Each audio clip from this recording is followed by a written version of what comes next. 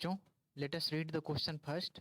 If P naught A is equal to 0.7 and P of B is equal to 0.7 and the probability of B A given is equal to 0.5, then find the probability of A B given and probability of A union B. So what we'll do to solve this? So first of all, we'll write the key concept before solving this question. Okay. So the key concept. Here, the key concept is that the formula, the conditional property formula. So here we'll write the formula of conditional property, conditional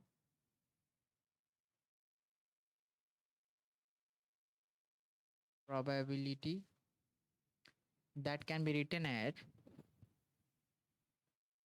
suppose conditional probability. We are trying to find out the probability of A when B is given. So how we'll write this? So probability of A intersection B divided by probability of B. ये denominator वाला कहाँ होगा? यहाँ denominator में आएगा, जो यहाँ denominator में रहेगा. तो मान लीजिए हमें यदि लिखना हो probability of B when A given, तो ये कैसे लिखेंगे इसको? न्यूमरेटर तो सेम रहेगा, ठीक है, न्यूमरेटर तो सेम रहेगा, लेकिन डिनोमिनेटर में क्या आ जाएगा? अब ये पी ऑफ ए आ जाएगा, यानी प्रोबेबिलिटी ऑफ ए आ जाएगा. ओके. अब मान लेते हैं एक फार्मूला हम लिखते हैं. मान लीजिए किसी इवेंट को होने की, अकर करने की प्रोबेबिलिटी एक्स हो, और we can say the x हो किसी इवेंट के, x is the probability, is the probability ability of any event, of happening of any event, happening any event, any event, then what will be the probability of not happening of any event? तो मान लीजिए event ना happen हो, event occur ना करे, तो क्या होगी प्रोबेबिलिटी? 1 - होगा. ठीक है, probability ability when event will not take place.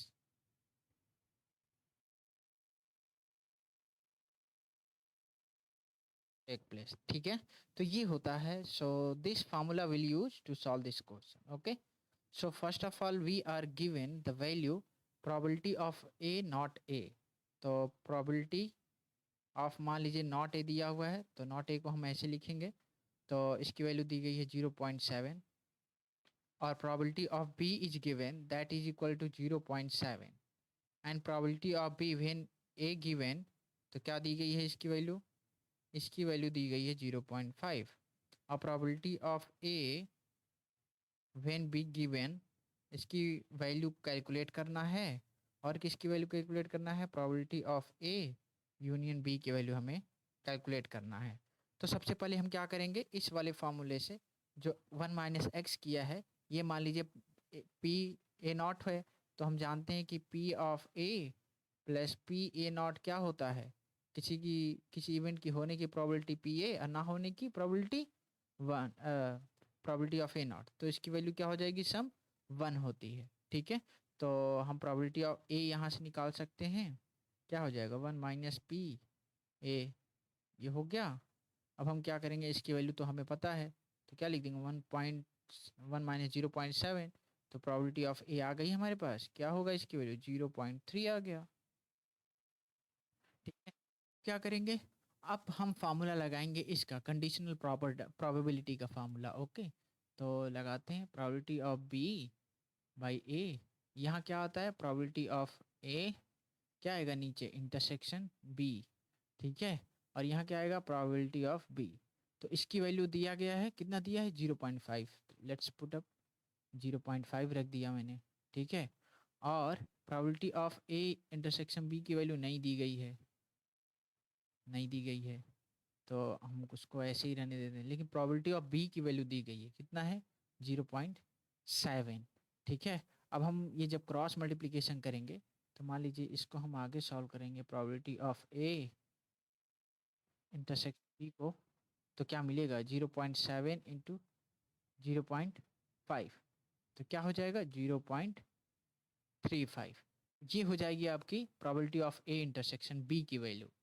अब मान लीजिए हमें कैलकुलेट करना हो probability of A when B is given and probability of P A union B. ठीक है, तो कैसे कैलकुलेट करेंगे? सबसे पहले हम फार्मूला जानते हैं कि probability of A union B plus probability of A intersection B की वैल्यू हमेशा प्रोबेबिलिटी ऑफ ए और प्रोबेबिलिटी ऑफ बी के सम के बराबर होता है।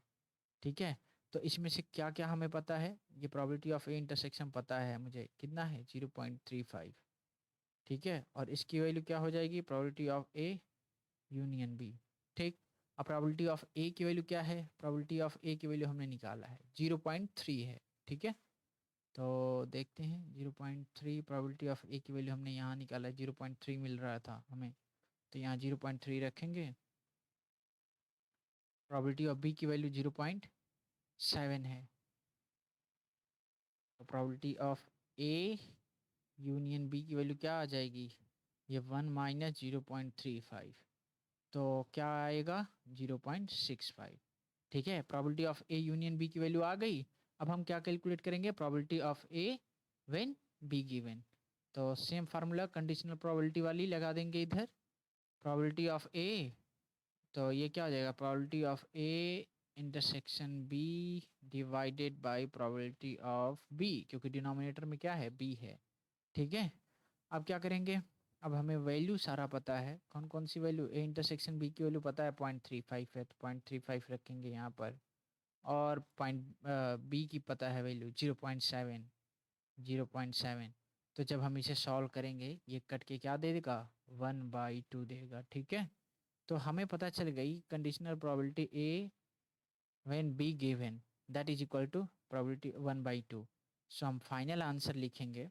हमने कैलकुलेट किया probability of A when b given that is equal to 1/2 or we can say the 0.5, and हमने कैलकुलेट किया probability of A union B that is equal to 0.65। ठीक है,